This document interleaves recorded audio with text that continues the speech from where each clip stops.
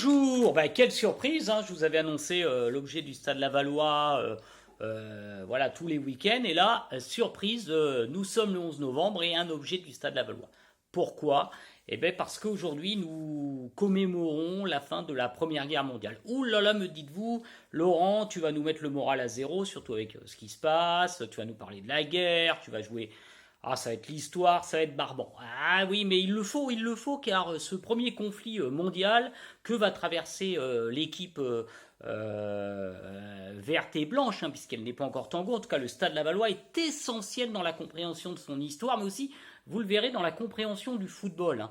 Et vous savez que j'aime cette période un peu inconnue du Stade Lavallois, là, avant les grandes années de Ligue 1. Alors l'objet que je vous présente aujourd'hui, écoutez, c'est une carte postale, regardez, hein. Ce sont des poilus, hein, on est bien le 11 novembre, hein, qui posent fièrement, voilà.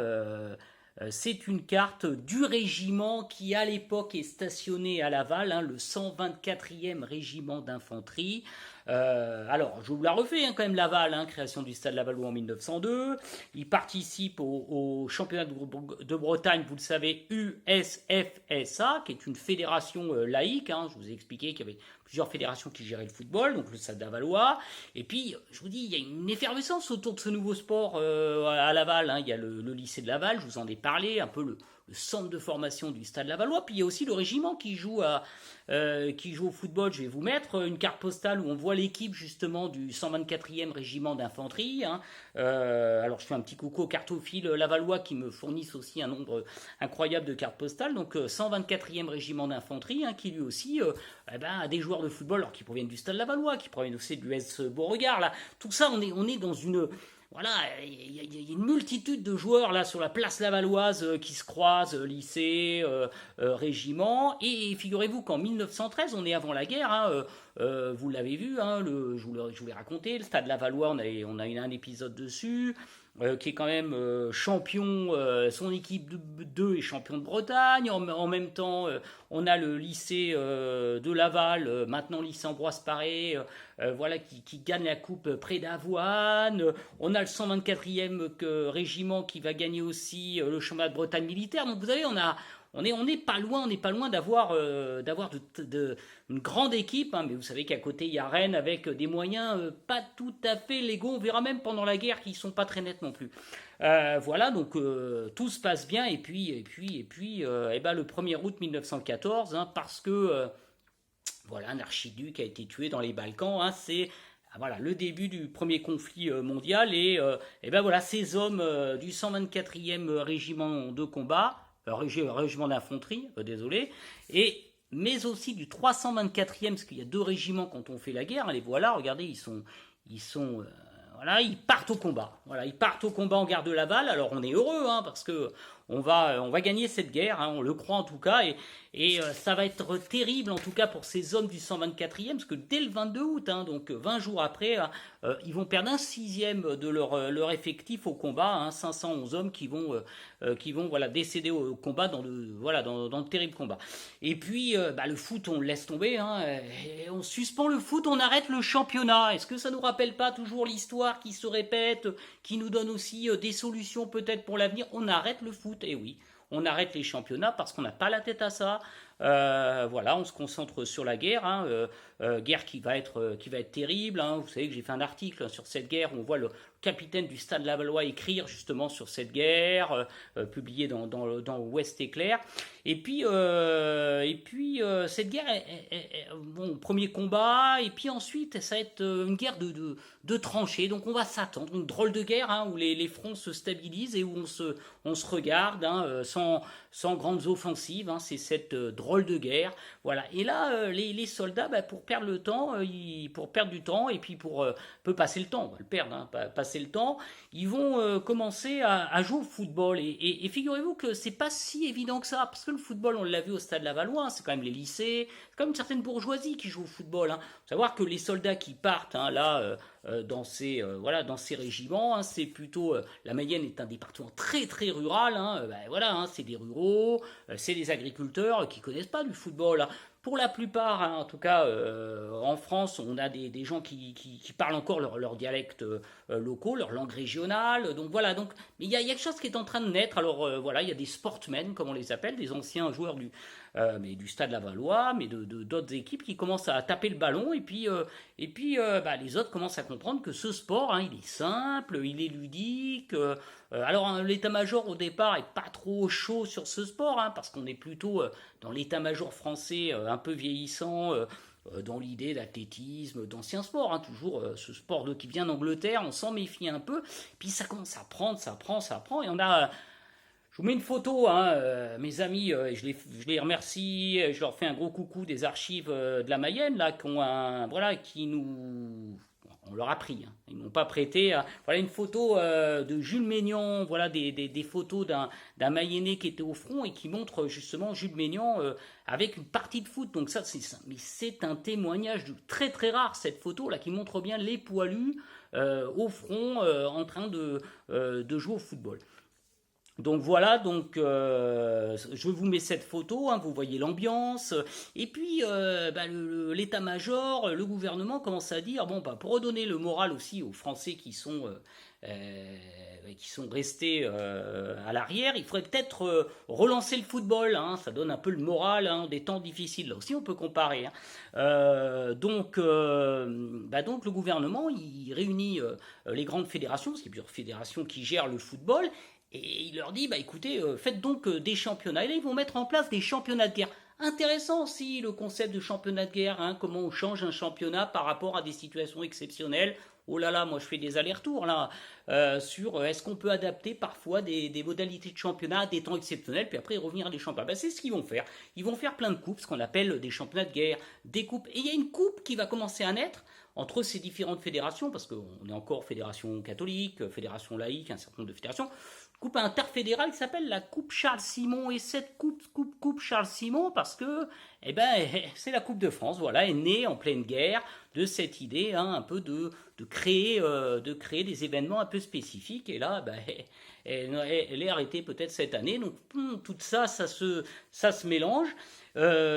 Charles Simon, et puis nous, notre pauvre Stade Lavallois, il s'est mis à l'arrêt, il a fait quelques matchs, mais alors il est vraiment très très mal en point, puisque la plupart de ces hommes sont partis au combat, et on n'oublie pas quand on passe à Le Basser de voir tous ces morts au combat du Stade Lavallois. Vous savez qu'il y a une plaque hein, qui est extrêmement importante pour moi, vous savez l'amour que j'ai pour ce stade, mais qui est encore plus important, mon amour, puisqu'il y a ces hommes qui sont là, qui représentent des gens qui sont morts au combat, qui ont porté les couleurs du Stade Lavallois sur plusieurs guerres. Voilà, c'est important d'avoir toujours un souvenir de cette histoire, de ce lien, de ce maillot, de cette histoire de Le Basser. Voilà.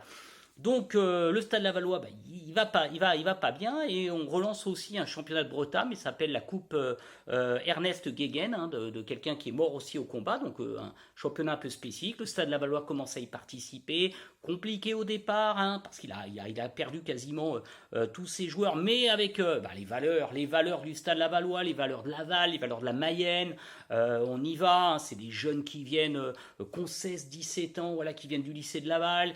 Il y a des anciens stadistes, comme on les appelle, qui reviennent des combats, allez, 2 jours et hop, ils reprennent le maillot du Stade Lavallois et ils vont repartir au combat, peut-être mourir. Incroyable, cette envie de vivre, cette envie de porter les couleurs du Stade Lavallois. Et le Stade Lavallois, bien évidemment, il va commencer après, il y aura un championnat de Bretagne, bon, avec difficulté, parce que c'est une petite ville hein, qui saignait. Alors, et puis qui sert aussi d'hôpital, qui reçoit énormément de blessés. Voilà, donc par rapport à des villes comme Rennes qui sont plus grandes, qui ont des capacités donc d'amener des joueurs, et puis qui ont un peu de piston de par les autorités, visiblement les permissions pour les joueurs rennais c'était plus facile à avoir que pour les joueurs lavallois. Je dis ça, j'ai rien, j'étais pas à l'époque, mais on sent que même les clubs parisiens peuvent avoir quelques passes droits voilà, sur leurs meilleurs joueurs. Donc le Stade Lavallois, voilà, il tente de résister, et il va résister. Hein. Il va participer à championnat de Bretagne, il va faire quelques beaux matchs voilà, face à Rennes, aux autres équipes. Et il fait partie de ces équipes qui vont réussir à sortir. Alors là aussi, hein, est-ce que le football il peut mourir? Bah, avec le Stade Lavallois, il meurt jamais le football, hein, parce qu'on a toujours quelqu'un qui relève le défi, qui reprend le maillot, qui voilà, qui va s'en sortir et qui construit un avenir, parce qu'il faut le savoir, le 11 novembre. On est aujourd'hui le 11 novembre 1918, c'est l'armistice. Et la Mayenne, mes amis, elle a perdu quand même, là aussi, réflexion toujours, hein, 13 000 personnes, voilà, 13 000 enfants de cette terre de Mayenne qui sont morts au front. Et c'est pas des anciens, hein, c'est ce qu'il y a de plus beau, hein. Ceux qui ont 18, de 18 allez, à 30 ans, hein. Donc les forces vives de la Mayenne, 13 000, c'est un des départements en France qui a été le plus touché, hein, parce que c'est un département rural, voilà, donc 13 000 personnes, c'est l'équivalent de la ville de Mayenne rayée de la carte. Donc comment, après, se relever? Elle se relève, hein. Elle se relève avec ses équipes de foot, avec le Stade Lavallois, qui va partir, parce qu'il faut savoir que le sport, hein, il va payer un lourd tribut, hein. On a 429 sportifs de haut niveau qui meurent au combat. On a 9 médailles olympiques. Imaginez maintenant des médailles olympiques morts au combat. On aurait les premières pages des journaux.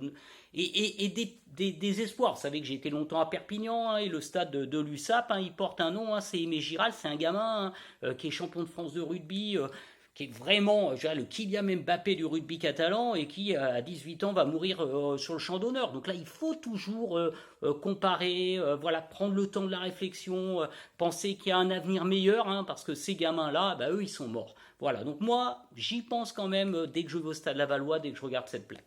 Et puis, ce qui est intéressant, en dehors de l'aspect du Stade Lavallois, c'est que derrière cette guerre, il y a aussi une autre guerre plus larvée et qui intéresse le Stade Lavallois, figurez-vous, c'est la guerre du football. Et oui, et oui, et oui. Parce que vous savez qu'avant la guerre, donc, il y avait plusieurs fédérations et qu'on on commence à voir, justement, avec la Coupe de France, que, voilà, on commence à s'entendre, hein, malgré les différences entre catho, laïcs et tout, autour de ce sport. Et puis, on commence à revendiquer l'émergence d'une fédération par sport. Ouh là là là là! Attention, parce que c'est quelque chose d'extrêmement conflictuel, c'est-à-dire qu'un certain nombre de personnes, et principalement le club de Rennes, hein, avec le président Folliard, voilà, et son fils qui est journaliste, ils vont revendiquer l'idée que le football doit être géré par des footballeurs. Or, en tout cas sur la grande fédération, l'US FCA, faut pas que je me trompe, à chaque fois, c'est une grande fédération laïque et qui se méfie toujours du football parce que ça vient d'Angleterre, que c'est professionnel en Angleterre et qui se dit oh là là, si je les laisse se gérer eux-mêmes, hein, je vais plus les revoir. Et puis il y a une volonté aussi de faire des athlètes complets, c'est-à-dire qu'on se dit non, d'abord il y a le sport roi, c'est l'athlétisme. Donc on fait du football, mais pendant l'été, bah, tous ces joueurs, il faut qu'ils se mettent à l'athlétisme. Et puis donc c'est la guerre, et puis il y a vraiment un club dans l'Ouest qui va mener le combat, hein, c'est le Stade Rennais, voilà, et qui, contre les instances parisiennes de cette fédération, dit voilà, il nous faut une fédération par sport, on en a marre d'être géré par des gens de l'athlétisme, nous on veut être géré que par des foot. Et ils vont porter le combat, et il va falloir un allié. Et cet allié, mes amis, bien évidemment, c'est le Stade Lavallois qui va faire basculer l'Ouest. Et ils vont créer, avec le Stade Rennais et le Stade Lavallois, quand même deux grands clubs, hein, emblématiques de l'Ouest, une nouvelle ligue de Bretagne de football association. Voilà. Et figurez-vous qu'ils étaient. Le combat, ils le menaient contre un homme qui, lui, était très attaché à. Voilà, l'aspect laïque, à l'aspect multisport, qui était Émile Sinoir, le créateur du Stade Lavallois. Et lors d'une fabuleuse assemblée générale où il vient expliquer au Stade Lavallois vers 1918 qu'il faut rester dans le giron de cette fédération, il se fait mettre en minorité, c'est-à-dire que le Stade Lavallois ne reconnaît plus son père, il tue son père quelque part. C'est un acte quasiment psychanalytique, hein, pour mieux grandir, et il va du côté du Stade Rennais. Le Stade Rennais vont donc créer cette fameuse ligue de l'Ouest Football Association qui va devenir ensuite des ligues indépendantes et on va créer en 1919 la Fédération Française de Football. Donc voilà pourquoi ce conflit, voilà pourquoi ces hommes, voilà pourquoi cette guerre est importante dans l'histoire du Stade Lavallois. Premièrement parce qu'il a survécu à une guerre, il en surviendra une deuxième. N'oublions pas aussi que à la fin de cette guerre, il y a une épidémie, hein, la grippe espagnole, qui va toucher aussi fortement la Mayenne, voilà, qui va faire des millions de morts. Et le Stade Lavallois, eh ben, l'entité même, ces hommes, le jeu, le football ne peut pas mourir comme ça. Il n'est pas mort, en tout cas, sur cette guerre qui, rappelons-le, a fait des millions de morts. Il a su rechercher des valeurs, il a su rechercher des hommes qui voulaient absolument vivre à travers le football et surtout revivre.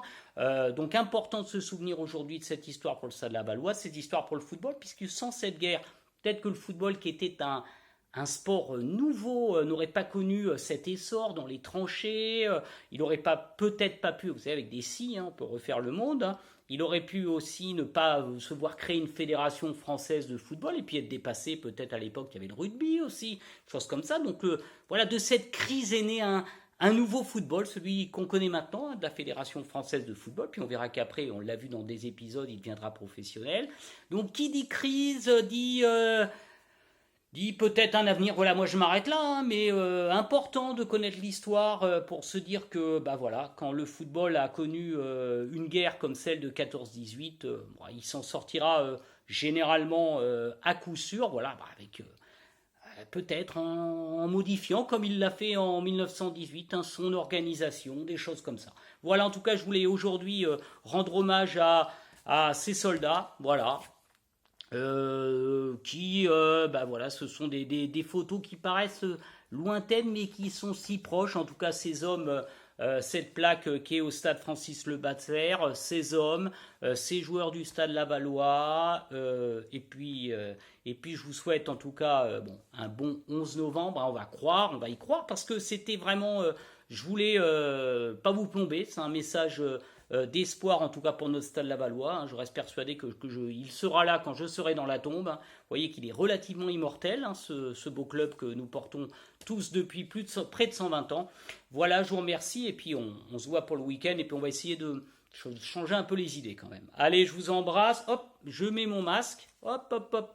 Je mets mon masque car je vais peut-être sortir faire quelques courses. Je vous embrasse. Allez, vive le stade lavallois.